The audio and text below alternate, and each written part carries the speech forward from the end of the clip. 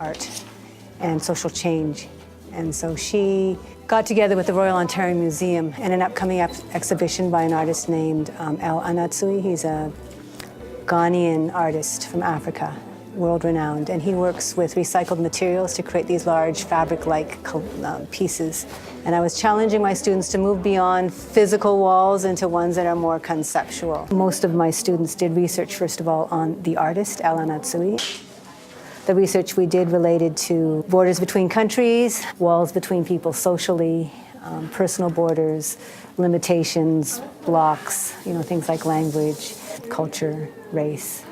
My topic was the glass ceiling, so I included points about the glass ceiling and how it's an invisible barrier and what it is and how to overcome it. We've been learning basically design principles that can be applied to any kind of art. So things like balance and proximity and colors. And we're just learning to apply that using technology. So it's art with the most recent modern technology that we have. I've learned a lot of stuff on how to actually send a message in images, because this media arts is basically using images to reflect on what you're trying to show. The statement you're making could be either a personal statement or a statement to the world saying that this needs to change, or this is a good thing, let's make it happen. I think now I try and work my classroom kind of as a lab, where students kind of drive the process after the problem has been proposed by the teacher. So I have my website, you have to go here, you have to sit in twos, and you do this activity, and it's even timed sometimes. And as I move through the process, though, there becomes a part where I'm asking students to take ownership, and then the physical construction of what's happening in the classroom changes. The classroom site is just a really good way to stay connected with the teacher and the students in the class, and it's helpful because all the resources we need are there, and so we can use that from home or from school or from anywhere.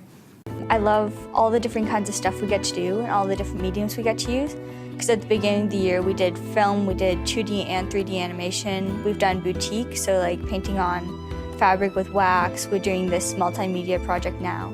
So I love all the different things we get to work with.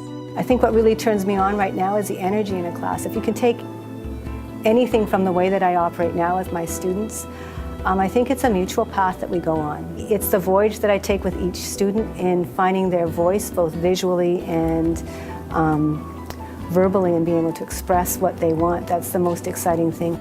But it's that blooming of an idea and culturing it till it solidifies. That's the most exciting thing for me. And that's what I wish for in all my classes. It doesn't happen, but when it does, there's nothing like it.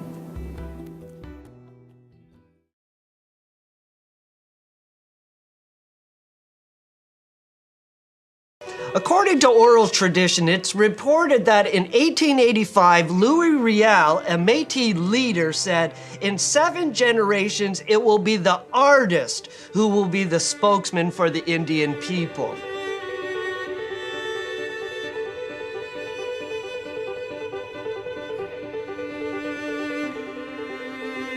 This is a crucial quote in order to understand the importance of Aboriginal culture and how visual arts can be intertwined together in order to preserve a culture. As teachers, our main mandate is to follow the Ontario Curriculum in Visual Arts, and it is a rich document. The revised edition provides opportunities that go beyond the previous document. So while it's looking at those basic skills in visual arts, those things that we need to talk about as teachers, yes, they're there. We have to do that. But how do you make it come alive from pages that are in black and white? 30 years ago, when I was in grade 10, we certainly would have never studied Aboriginal literature. And here you are in a classroom with all of the classroom studying Aboriginal literature with Aboriginal authors and an Aboriginal artist in the classroom. That's groundbreaking. The work that needs to continue is being able to support that movement, that growth, where Aboriginal students feel that their classroom is a place where they can feel safe enough to be themselves. So it's a long journey, but I think it's possible.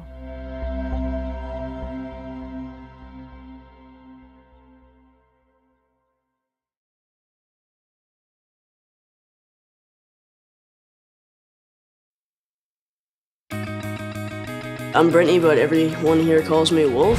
I'm 19. I came to this class originally because I couldn't find a school that had something that really caught my interest. Then I found out the school made skateboards and I had to check it out. I always saw public schools as kind of like a factory press, you know? Push student in the mold, push student out, so impersonal.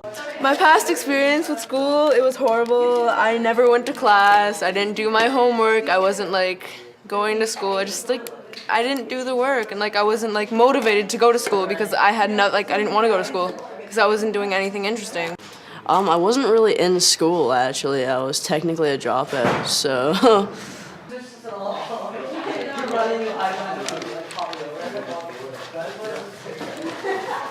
So guys, pay a lot of attention to the edges. Because it's been pretty warm in this room, we're getting some delamination around the edge. So make sure there's enough glue right on the very edge of your veneer.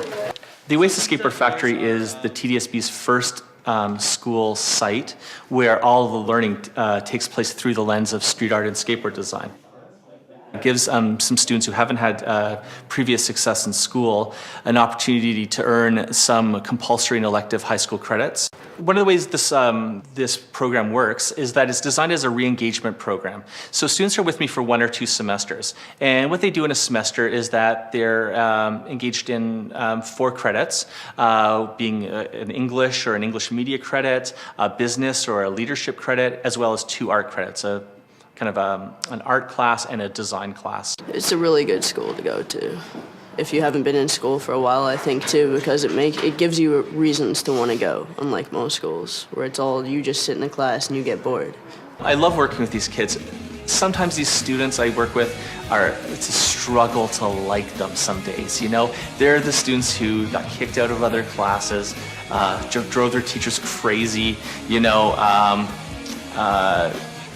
but, you know, these students they're superstars when you just change the focus, change the frame.